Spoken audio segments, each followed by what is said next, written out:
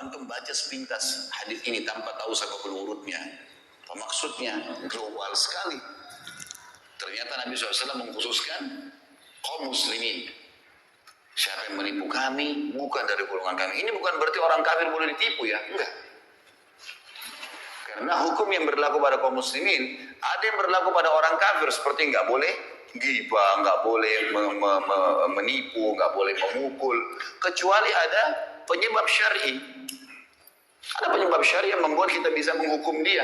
Itu pun yang menghukum biasa pemerintah, atau mungkin dia tiba-tiba menyerang kita secara pribadi dan seterusnya. Ada hukum syar'i sendiri. Yang kelima, mempelajari sirah juga akan memberikan kita informasi ma'rifatul kuffar wal munafiqin. Kita akan mengetahui tentang keadaan orang kafir dan orang-orang munafik. Siapa sih orang kafir di mata Rasulullah SAW ini? Sehingga jangan sampai seperti ada sebagian kelompok Islam sekarang, vonis kafir ini, vonis kafir itu. Semua orang dianggap kafir kalau tidak segolongan sama dia. Ini keliru sekali. Dari mana ini? Ada penyebab, gitu kan? Sampai saya bahas ada di YouTube teman-teman sekalian, Nawaqidul Iman, pembatal keislaman. Di awal-awalnya saya jelaskan itu, salah satu disertasi S3 yang sangat baik tentunya, tulisan ini Masya Allah. Dan di situ disebutkan banyak pendapat ulama salaf.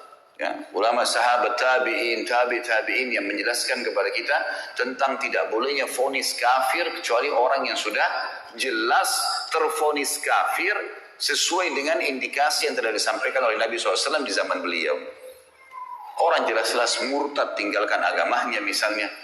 Kalau orang hanya melakukan satu perbuatan, yang perbuatan itu kayaknya menuju kepada kekafiran, maka tidak akan terjadi padanya kecuali sudah ada hujjah. Sudah ada argumentasi sampai ke dia. Mungkin dia tidak tahu. Nabi SAW tidak spontanitas menyuruh seseorang memvonis ini pasti kafir. Contoh misal hadis yang sahih menjelaskan perilaku Usama radhiyallahu anhu pada saat membunuh seorang lawan duelnya. Terjadi peperangan dipimpin oleh Amr bin As radhiyallahu anhu ajma'in menyerang satu suku Arab yang mau menyerang Madinah. Berhasil menang. Rupanya ada satu orang ngolok-ngolok sahabat mau melawan, tapi sedikit melawan lari. Oleh Usama dikejar. Begitu ketemu duel sama Usama. Usama adalah orang yang kuat gitu. Begitu duel kalah orang ini. Orang ini tadinya menyerang Usama dengan pedang, dengan kekuatan. Usama tangkis, berhasil akhirnya Usama menjatuhkan pedangnya. Begitu sudah itu pedangnya, Usama angkat pedang, mau ditebas nih orang kafir ini. Dia mengatakan asyhadu an la ilaha illallah wa anna Muhammad Rasulullah. Orang kafir syahadat. Usama mau tebas berhenti. Ini syahadat. Tapi tadi dia mau bunuh saya nih, dibunuh sama Usama. Udah, para sahabat simpang siur. Ini perilakunya Usama gimana? Diingatin Usama. Hai Usama, dia syahadat. Gimana caranya kau bunuh? Jelas tadi dia hampir bunuh saya. Kalau saya tidak tangkis, saya sudah dibunuh sama dia. Berarti syahadatnya hanya takut lihat pedang. Udah simpang siur nih. Pulang ke Madinah. Tiba di Madinah, diceritakan kepada Nabi SAW, ya Rasulullah begini kejadiannya. Apa kata Nabi SAW? Wahai Usama, dipanggil. Kenapa kau bunuh dia? Ya Rasulullah, tadinya begini dan begitu. Tangkis-tangkisan, serang-serangan, saya akan dibunuh. Kalau saya tidak tangkis, sudah ditebas leher saya sama dia. Kemudian pada saat pedangnya jatuh, dia syahadat. Asyhadu an la ilaha illallah Rasulullah. Maka dia syahadat karena dia takut lihat pedang saya. Apa kata Nabi SAW? Asyaqaqta an qalbi. Apa kau belah dadanya hai Usama sampai kau tahu dia benar atau tidak? Usama diam. Nabi SAW ulangi. Asyaqaqta an qalbi.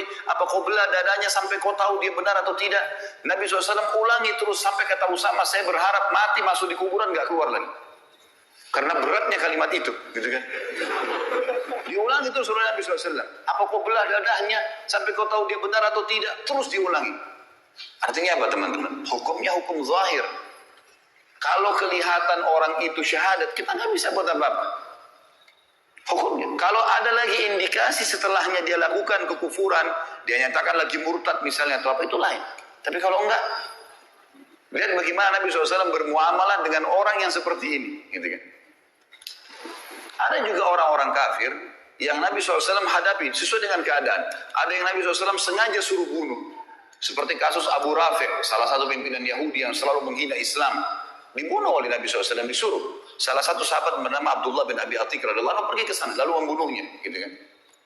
Ini memang luar biasa. Setiap ada suku yang mau nyerang Madinah dibiayai sama dia. Setiap ada penyair yang menghina Nabi SAW, agama Islam, Allah, dibiayai sama dia. Setiap ada penyanyi, penari menghina-hina Islam sambil menari, dibiayai sama dia. Orang ini menyerang Islam dari belakang.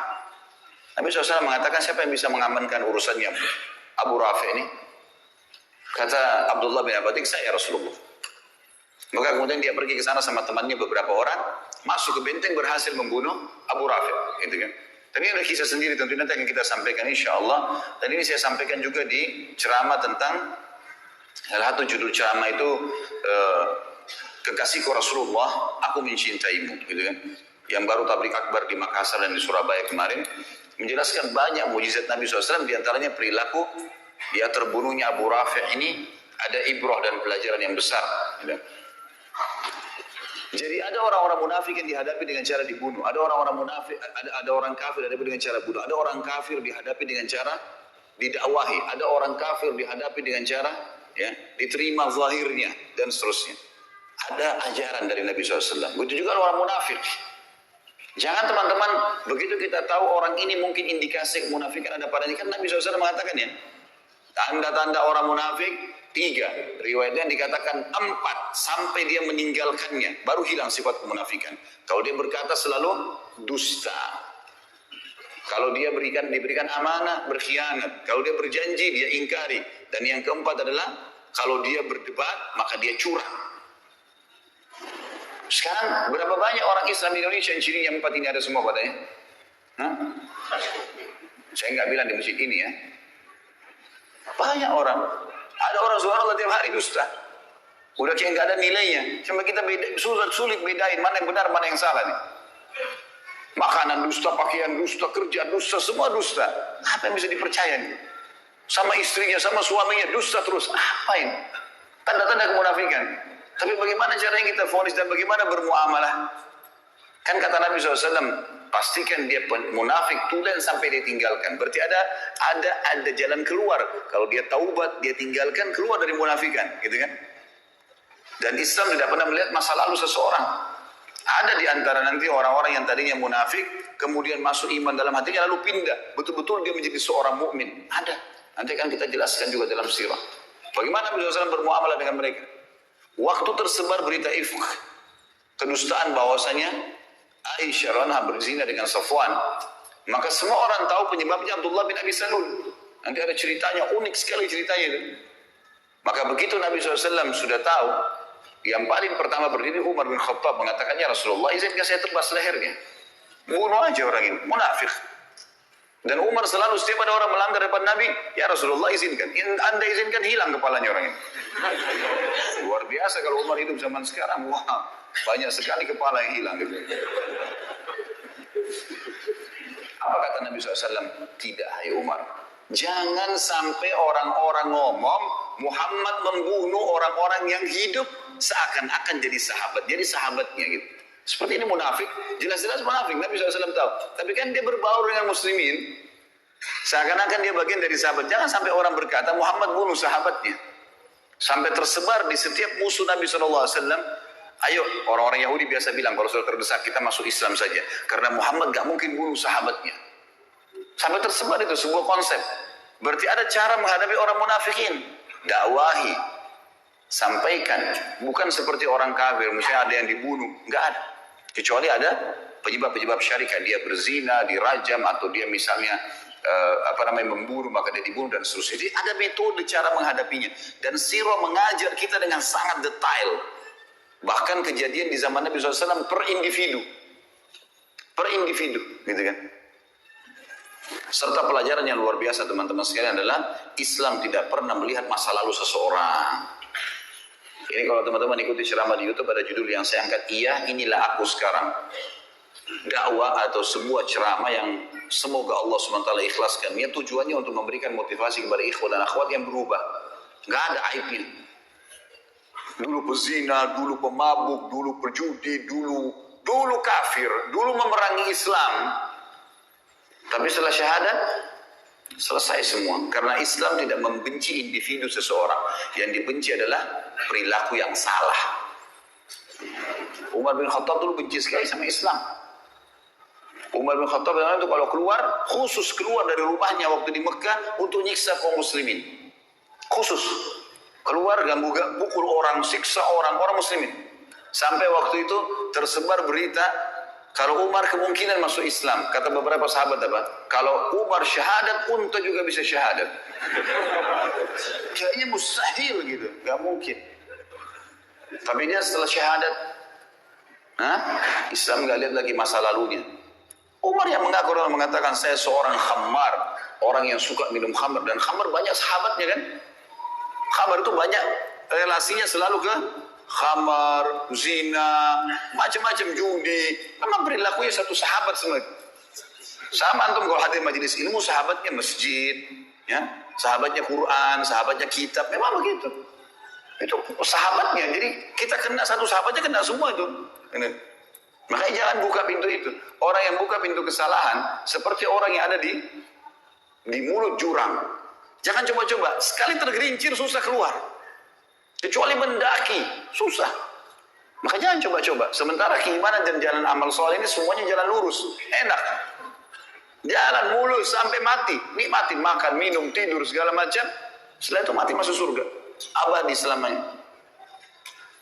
Jadi ada metode menghadapi mereka. Dan yang terakhir teman-teman yang sedang mempelajari sirah adalah ma'rifatul dinul haniful Islam. Mengetahui tentang agama yang mulia Islam ini. Dari awal kisahnya. Dari awal turun wahyu pertama, wahyu yang kedua, yang ketiga. Bertahap selama 23 tahun.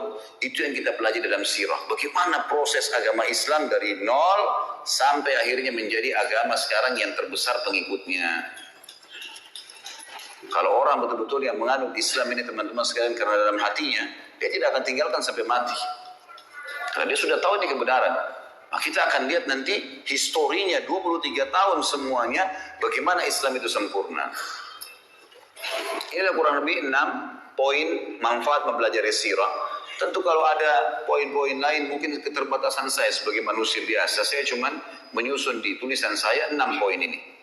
Dan insya Allah mudah-mudahan ini sudah saya berharap dengan izin Sang Pencipta Allah yang Maha Pemurah untuk menjadikannya sebuah poin yang sudah menjadi pelajaran buat kita dan cukup untuk membuat kita ya termotivasi untuk mempelajari sirah dan juga menganggap atau mengetahui dan menyadari sirah itu sangat penting.